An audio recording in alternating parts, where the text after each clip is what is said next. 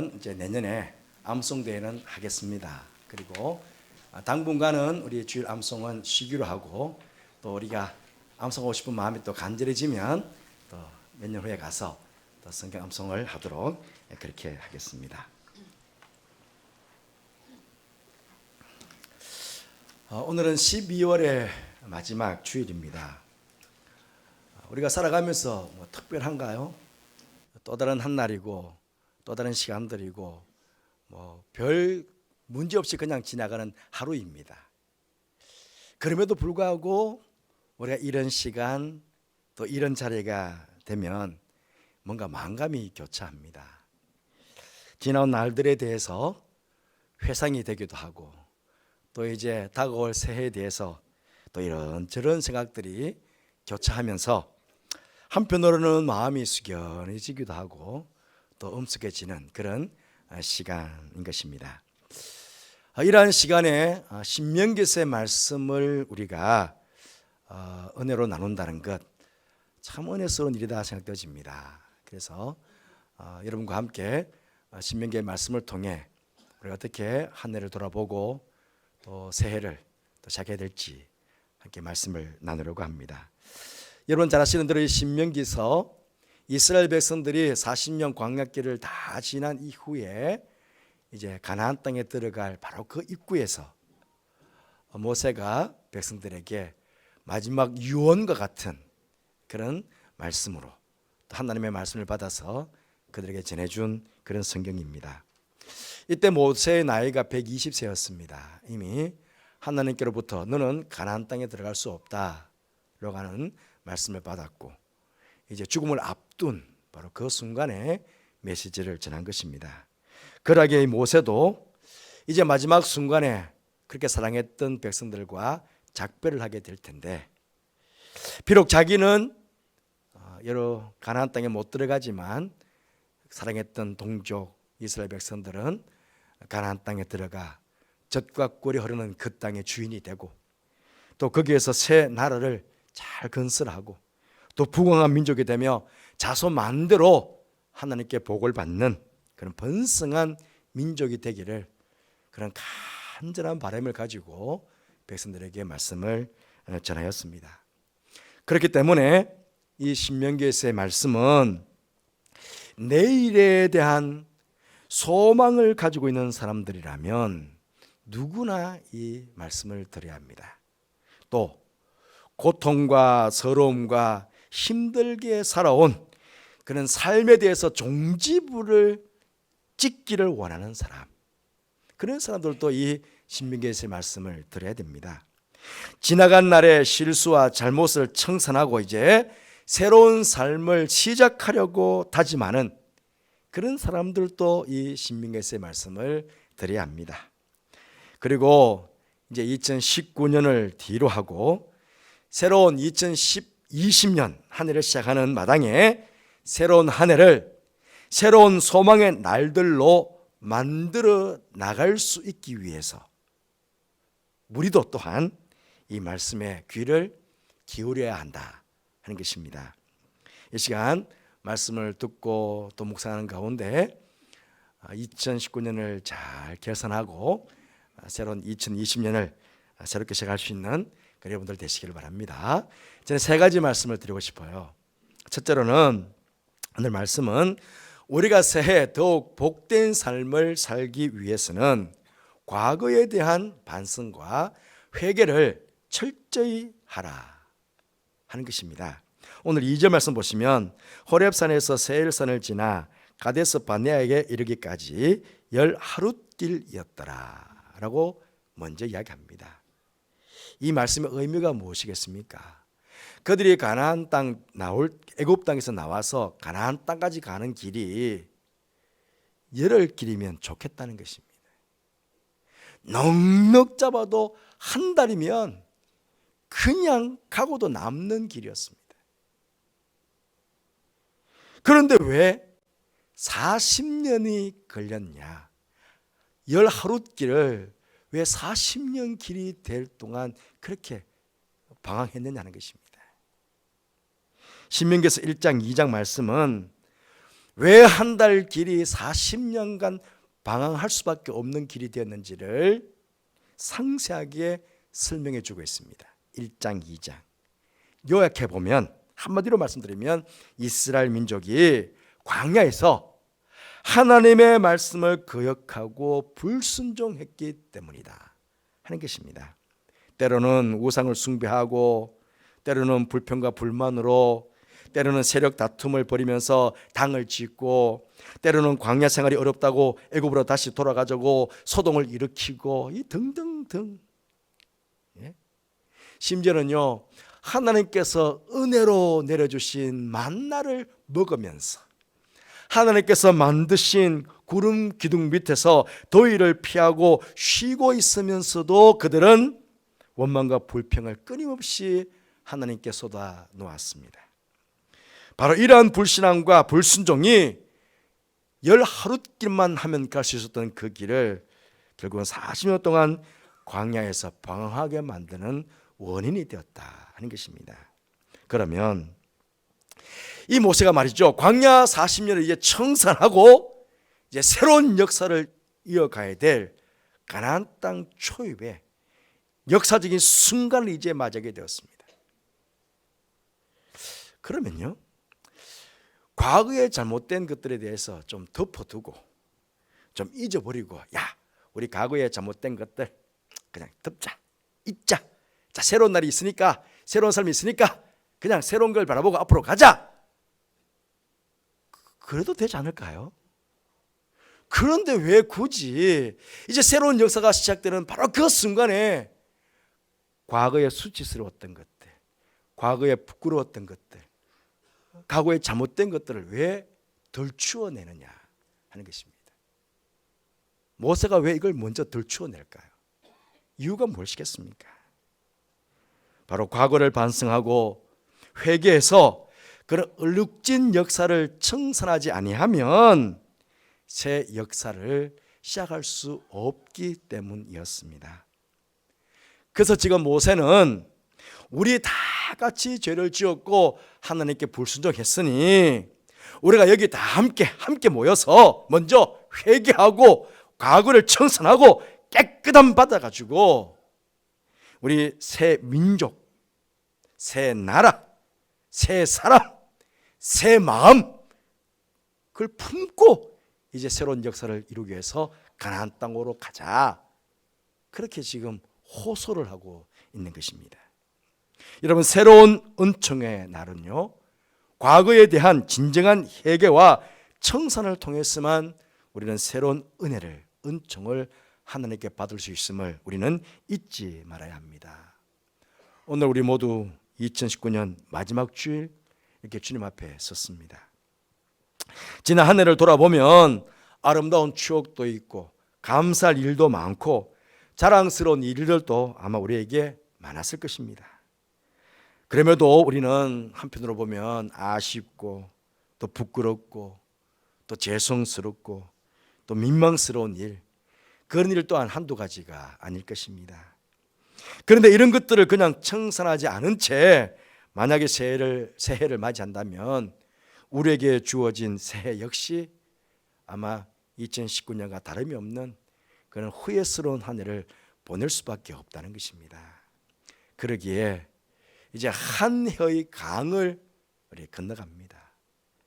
새로운 이제 2019년 시간을 매듭을 짓고 이번 주간에 이제 새로운 한 해의 강을 또 지나서 이제는 2010년대가 아니라 2020년대를 이제 시작해가는 그런 강을 건너게 됩니다.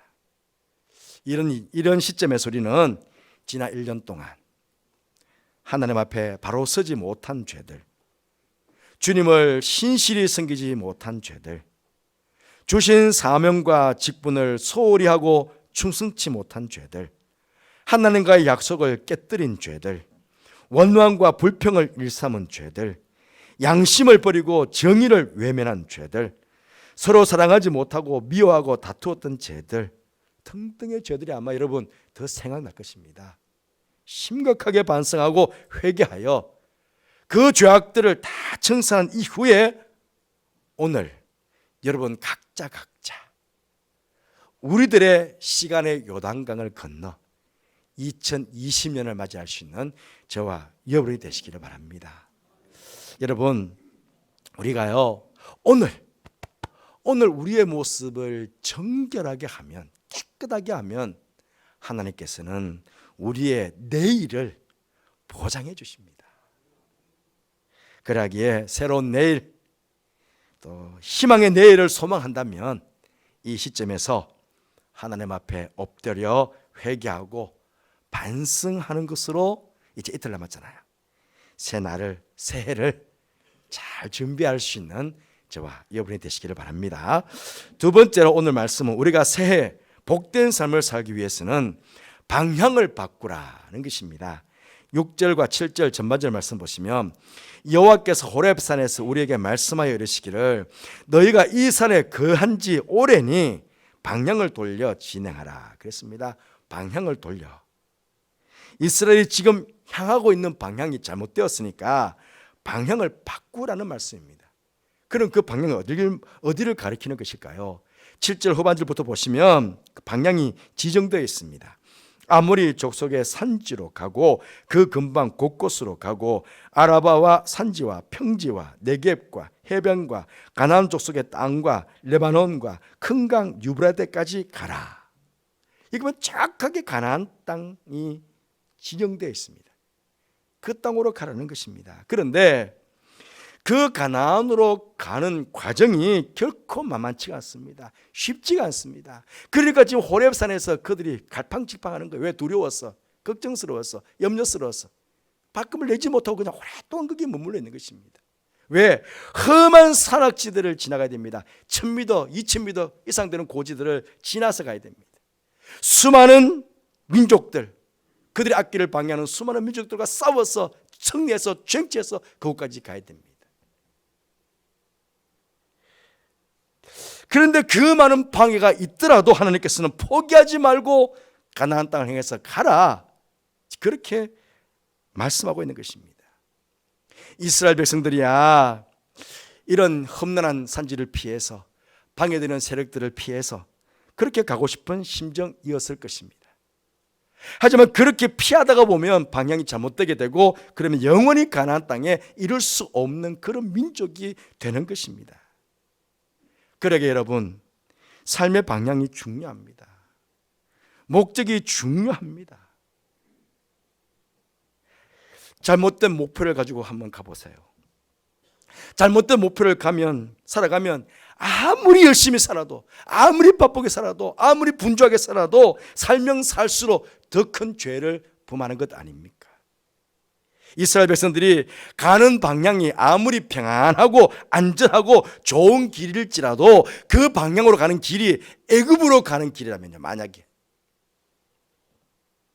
그렇다면 그놈은 달려가면 달려갈 수 있도록, 전진하면 전진해 갈수록 어디로요? 멸망의 구렁텅이로 가는 것 아니겠습니까? 그러나 방향이 가나안이면 비록 힘들고 어렵고 고통스럽고 고난이 다가올지라도 한 걸음 한 걸음 걸을 때마다 축복으로 더 가까워지고 은혜로 더 가까워지고 구원으로 더 가까워지는 그 길이 된다는 것입니다. 여러분, 지난 1년 동안 무엇에 매달려 오셨습니까? 어디를 보고 뛰어온 지난 한 해였습니까? 무엇을 목적하고 동분서주 그렇게 바쁘게 분주하게 땀 흘리며 살아오셨습니까? 혹시 헛되고 헛된 세상 일에만, 그것에만 목적을 두고 그것만 바라보고 그렇게 살아오지는 않으셨습니까? 혹 지난 1년 잘못된 목표와 방향 속에서 살아오셨다면 이제 새해를 맞이하시면서 그 방향을 바꾸시는 여러분들 되시기를 바랍니다. 하나님께서 기뻐하시는 일, 하나님께서 내게 맡기시는 일, 그리스도의 향기를 풍겨내는 일, 세상의 빛과 소금이 될 수 있는 일, 하나님께 영광을 돌릴 수 있는 그런 일을 내 삶의 목표로 삼고 삶의 방향으로 삼고 한번 달려보시기를 바랍니다. 그렇게 시작해 가신다면 분명히 어떤 어려움과 환난이 다가오더라도 그것을 극복하고 그것을 이겨나갈 수 있는 나와 함께 하시는 주님의 도움의 손길을 우리는 경험하면서 2020년을 살게 될 것입니다. 그렇게 되시기를 주님 이름으로 축복합니다. 마지막 세 번째, 우리가 새해 더 복된 삶을 살기 위해서는 믿음을 새롭게 하라는 것입니다. 여러분, 40년 광역길을 걸어왔으니 정신적으로 육체적으로 얼마나 피곤했겠습니까? 얼마나 지쳤겠습니까? 아마 기력이 쇠진했을 것입니다. 그런데 건너가야 할 요단강을 보니 요단강이 범람하고 있습니다. 12명의 정탐꾼을 보냈는데 돌아와서 하는 소식이 그 건너편에는 강하고 장대한 민족이 버티고 있답니다. 우리는 메뚜기 같대요. 기가 죽고 용기가 나지 않고 두려움이 생길 수밖에 없는 그런 처지가 되었습니다. 이런 처지에 있는 그 백성들에게 하나님께서 모세를 통해서 8절에서 말씀하고 있습니다. 내가 너희의 조상 아브라함과 이삭과 야곱에게 맹세하여 그들과 그들의 후손에게 주리라고 한 땅이 지금 너희 앞에 있으니 들어가서 그 땅을 차지할지니라. 그렇게 말씀하십니다. 내가 내게 명한 것이 아니냐, 마음을 강하게 하고 담대하라고 말씀하십니다. 내가 애굽에서 나올 때, 너가 애굽에서 나올 때 너희와 함께 했던 것처럼 너희와 함께 하실 거다. 너희가 가는 길에 내가 앞서가며 내가 먼저 전쟁할 거다. 그러니까 두려워하지 말고 담대하게 가라고, 그렇게 백성들을 격려하고 용기를 북돋아주고 믿음을 새롭게 하라고 말씀하고 계시는데, 그런데요, 1장 32절 말씀 보시면 이 일에 너희가 너희 하나님 여호와를 믿지 아니하였도다. 왜요? 하나님 도대체 어떤 분이신데요? 바로 33절 말씀 보시면 그는 너희보다 먼저 거기를 가시며 장막 칠 곳을 찾으시고 밤에는 불로 낮에는 구름으로 너희가 갈 길을 지시하신 자이시니라. 이런 하나님이셨는데 그런데 하나님 믿지 못하는 거예요. 당장 눈앞에 어려움이 있다고, 눈앞에 환난이 다가온다고, 그래서 그냥 발걸음을 가나안 땅으로 가지 않고 돌려버리는 것입니다. 그래서 40년 광야길을 그들은 방황하게 된 것입니다.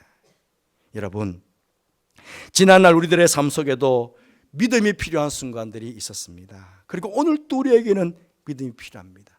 이제 당장 내일부터 또 내년에 하늘에 차가는데 다 불확실합니다. 불확실하기 때문에 또한 우리에게 그 믿음이 필요한 것 아니겠습니까? 우리 조금 전에 성시교독 히브리서 11장 믿음의 장을 우리가 함께 교독했습니다. 11장 6절에 뭐라고 말씀하셨습니까? 믿음이 없이는 하나님을 기쁘시게 하지 못하나니 하나님께 나아가는 자는 반드시 그가 계신 것과 또한 그가 자기를 찾는 자들에게 상 주시는 이심을 믿어야 할지니라 그랬습니다.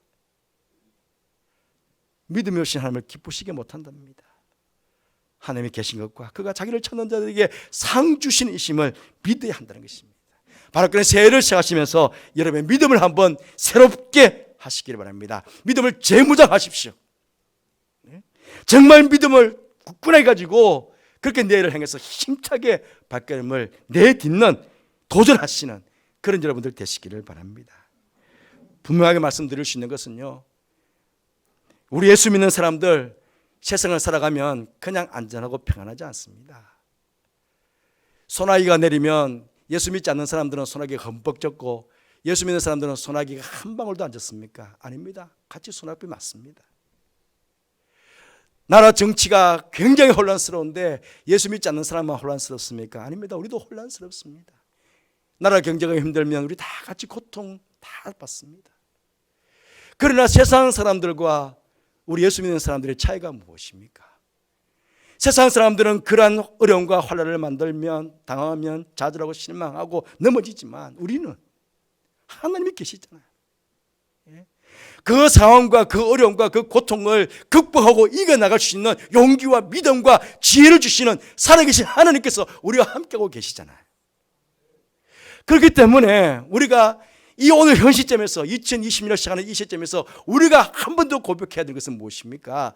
그건 바로 주님 믿습니다입니다. 지금까지도 함께 오셨던 에베신의 하나님, 지금도 임마누엘로 함께 하신 하나님, 앞으로도 내 인생에 늘 새로운 은혜로 예배하고 계실 여호와 이리 하나님, 저는 그 하나님을 믿습니다.